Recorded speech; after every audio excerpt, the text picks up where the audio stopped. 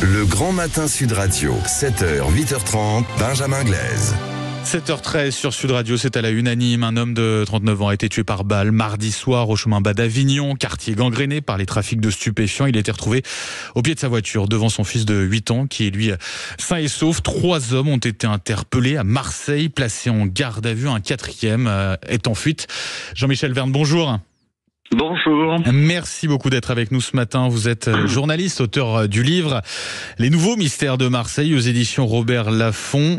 Jean-Michel Verne, quand on voit cette scène de crime, quand on voit le quartier dans lequel ça s'est passé, on a finalement tous les éléments qui nous font croire, laisser à penser en tout cas qu'il s'agit bien d'un règlement de compte sur fond de trafic de stupéfiants. Ah oui, c'est plus qu'une piste. D'ailleurs, parfois, ça me fait un petit peu sourire, même grincer, je dirais, Ouais. parce que vu le mode opératoire, on sait tout de suite que c'est un règlement de compte. Les crimes passionnels se déroulent rarement à la Kalachnikov.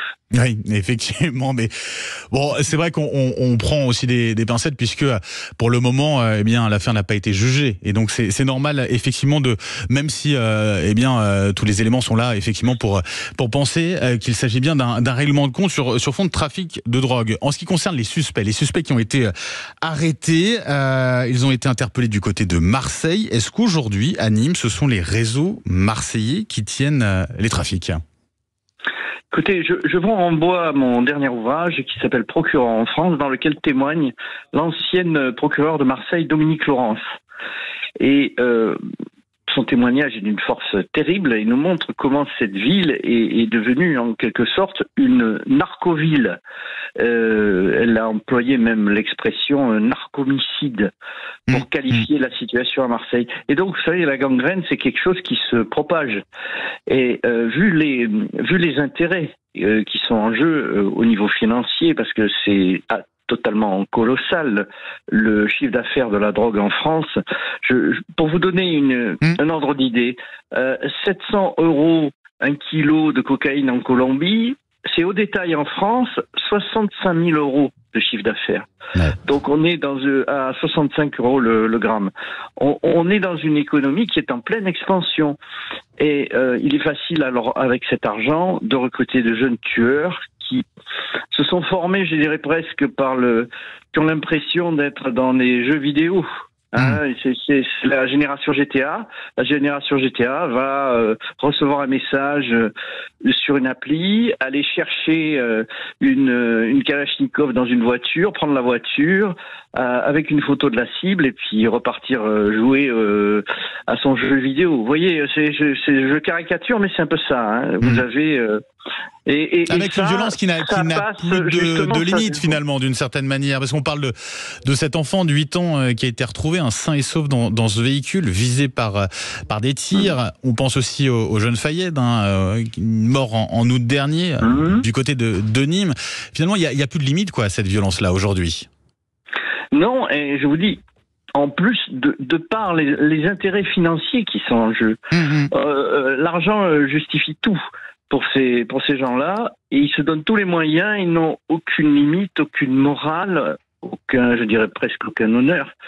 Et donc on a une situation qui est difficilement gérable pour les forces de police qui se mobilisent, interviennent, démantèlent des plans de drogue, mais c'est comme, vous savez, il y a des maladies, on a beau essayer de donner des thérapies, malheureusement, le mal prospère, le mal gangrène.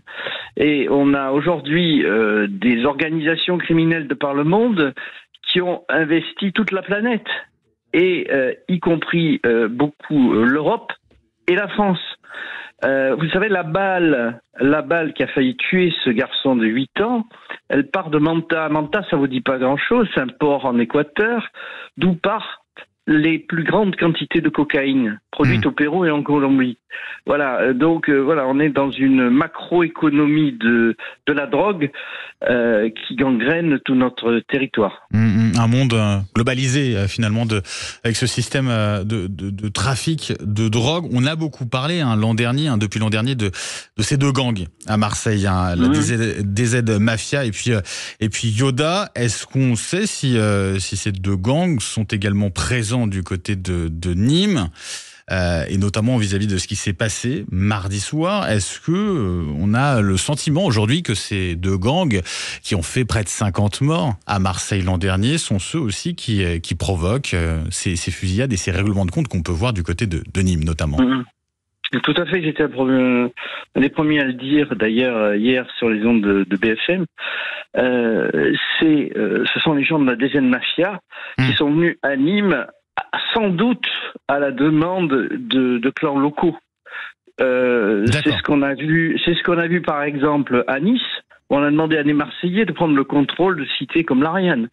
Voilà, on a maintenant des joint ventures qui se constituent au fil des mois, et c'est ce qui est peut-être le plus dangereux. En tout cas, le sud du pays est particulièrement touché par ce phénomène. Mais c'est vrai qu'aujourd'hui, tout se règle entre la DZ Mafia et le clan opposé qui s'appelle Yoda. Et tout ça a pris naissance dans une cité, enfin je fais une parenthèse, oui, bien sûr, allez-y. Dans une cité à Marseille qui s'appelle La Paternelle. Tout part dans cette histoire d'un conflit à la cité La Paternelle qui est dans le 14e arrondissement où on a retrouvé la voiture des tueurs. Tout à fait.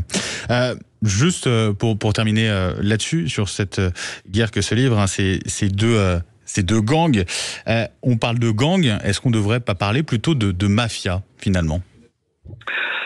C'est la grande question qui se pose aujourd'hui autour du trafic de drogue.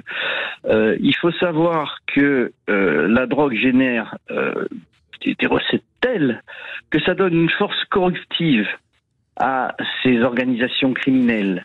Organisation criminelle égale mafia. Enfin, je veux dire, on parle, on emploie des termes, mais une mafia, c'est quelque chose qui est en mesure d'avoir une force corruptive. Et ce que craignent les autorités... Avec ce système notamment de vassalisation qu'on peut avoir du côté de Nîmes, ce que vous disiez justement. De Nîmes, de Marseille, partout. Bien sûr. Ce qui est très dangereux, c'est ce qu'on appelle la corruption de basse identité. Christophe Barret, donc procureur de Grenoble, en parle dans mon dernier ouvrage. Et effectivement, ils sont à même de corrompre des échelons, des petits échelons, un policier de base, un greffier, un employé de mairie. Dans un dossier à Marseille en 2020, on saisit dans la région marseillaise à Saint-Mitre 3 tonnes de cocaïne. On s'aperçoit dans le dossier qu'on a des faux passeports qui sont fabriqués à Trappes. Voilà, c'est pour vous dire. Donc ils sont allés corrompre un employé de mairie à Trappes. Voyez la difficulté. Ça dit beaucoup aussi justement du système qui se forme effectivement autour de ça. Jean-Michel Verne, un grand merci d'avoir été avec nous ce matin sur Sud Radio, journaliste et auteur du livre, je le rappelle, Les Nouveaux Mystères de Marseille aux éditions Robert Laffont.